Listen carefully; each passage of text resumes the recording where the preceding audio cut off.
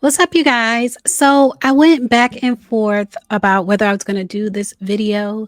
I want to pay my respects to Jessica Pettway. She is a YouTuber and fashion, beauty and fashion influencer that I've watched for years. If you've watched her channel, you know that she can make anything look good. Unfortunately, she has passed away. I've been following her journey, so I want to share it with you guys. And like I said, I went back and forth because obviously, I don't like to talk about death on my channel, but I do feel like as women, I feel like there's a lesson we can learn here regarding trusting doctors.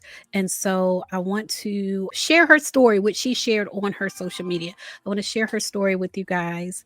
But first, I'll show you her page. If you're not familiar with her, maybe if you see her face, she'll look familiar to you. She did a lot of wig tutorials on YouTube. She did a lot of beauty tutorials, a lot of fashion tutorials, but a lot of wig tutorials, like wig transformations. That's probably how you would know her. Now, you may have seen her story trending on social media because people are definitely talking about it.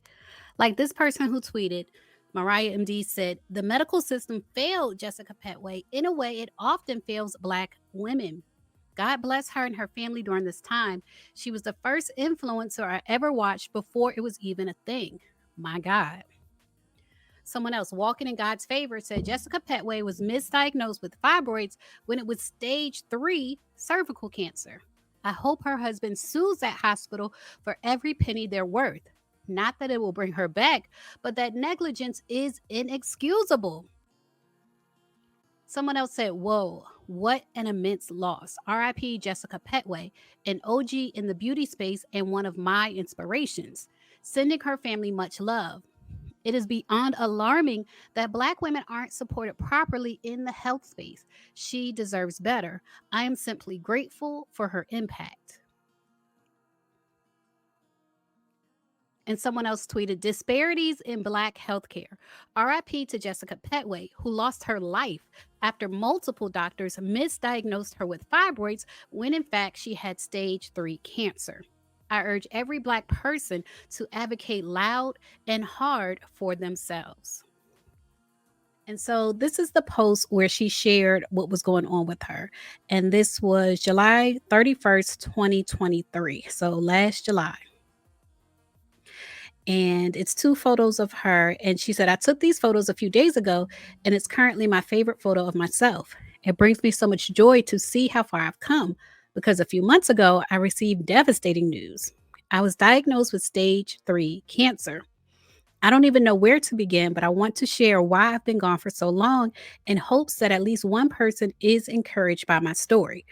So here it goes. Last June, I was having intense vaginal bleeding. And when I say intense, I mean I was literally bleeding out. I called around and asked other women if they experienced this before, and majority of them said they have. Now, I've been guilty of that myself, which is another reason I wanted to cover this.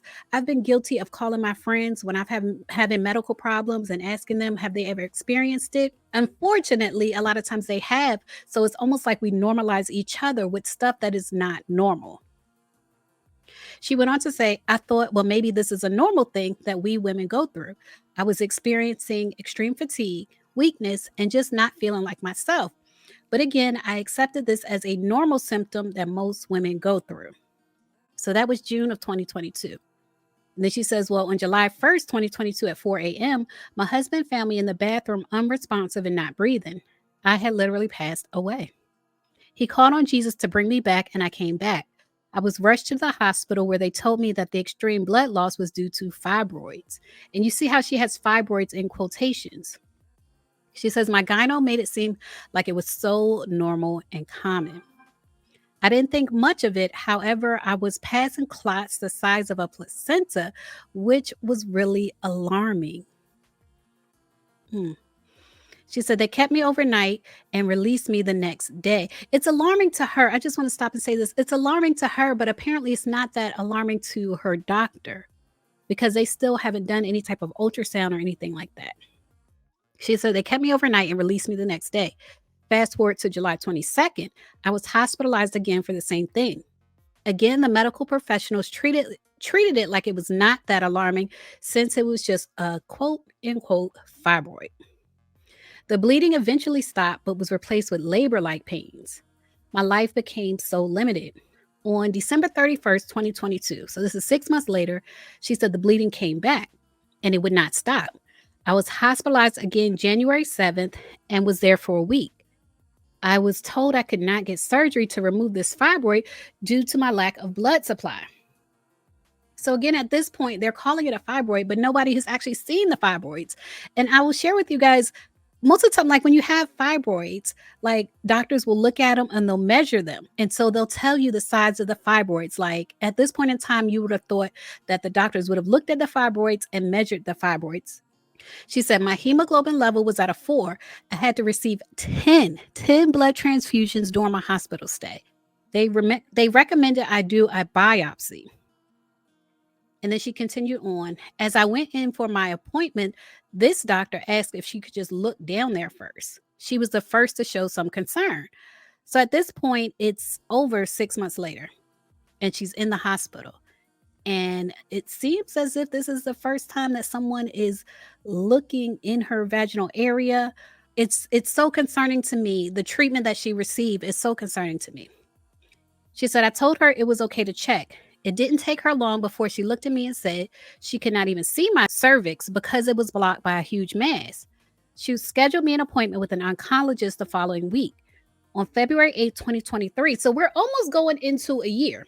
At this point, it's almost a year. She said on February 8th, 2023, he performed an outpatient biopsy on me. When I woke up from the anesthesia, he casually said, yep, you have stage 3 cervical cancer. It turns out it was not a fibroid, but cancer. I was misdiagnosed all this time. And this is what makes me angry. This is what makes me angry about her story, because it didn't have to happen this way. Like, it didn't have to happen this way. The doctors should have looked. And it seemed they never even looked. And now you have a woman who is a mother with 2 kids and a husband that is gone. She said, I remember hearing that and immediately saying to myself, quote, I refused to make an agreement with that diagnosis. And so I didn't. Being told I have cancer didn't devastate me. It was the reaction of those close to me. I knew that God is my healer and that no weapon formed against me, not even cancer, would prosper. I knew that I'm more than a conqueror and that I will get through this. However, the symptoms grew stronger.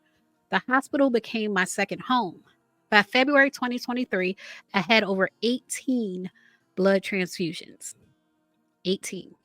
I lost weight, I felt weak, and overall couldn't understand why. Why me, Lord? What did I do to deserve this? Laying in the bed in agonizing pain, I cried out to God to show me what to do. Because at times I felt like death would just be an easier option. But then God showed me that what I was going through had nothing to do with what I did. He showed me that I was not alone and that He knew exactly how I felt. But most importantly, He had already provided the healing that I was seeking. He said, my spirit is in you, which means my power is in you. Rest in my promises and believe that you are already healed. Well, that was April 13th, and I have not been back to the hospital. I have not had any blood transfusions since then. I gained my appetite back. I got up and out the bed. I gained my mobility. My faith grew significantly. And anytime I felt my faith being attacked, I could hear God reminding me to live. And that's exactly what I'm doing. I'm living because the one who gave life abundantly lives in me. Do I still have days where I feel down? Sure. But I'm quickly reminded that my healing was paid for on the cross. We don't get to pick our storms, but we can choose how we go through them. And the believer has an advantage because we don't go through it alone. Jesus is there with us, using our storm for His glory. So no matter what you are faced with, always remember that all things work together for the good of those who love God. Romans 8:28. Every testimony begins with a test, and God is still beautifying mine. So no matter how big or small your sickness is, remember that God has already provided healing for you. Believe it, receive it, live it, and rest in it. God bless you all. You guys, that's so hard to read. It's so hard to read. Like when you look at her family, it's so hard to know what happened to her, especially considering that she was misdiagnosed. And for about 6 months, she thought it was just fibroids. And the whole time she had cancer. Like I said, you guys, I wanted to share this because I feel like there's a lesson in it, a lesson about like handling your health, even if you don't have a medical background. Because I see people leaving comments about how basically the way she was diagnosed was improper. And so, even if you don't have a medical background and you may not even know that the way you're being diagnosed is improper, get a second opinion. Get a second opinion. I was reading about this on B. Scott and I saw someone commenting cervical cancer is diagnosed by pap smears and fibroids are diagnosed by ultrasound, CAT scans, and MRIs. So basically, fibroids are diagnosed visually. Like you can't just tell someone they have a fibroid because they're bleeding out. You would have to look at it visually.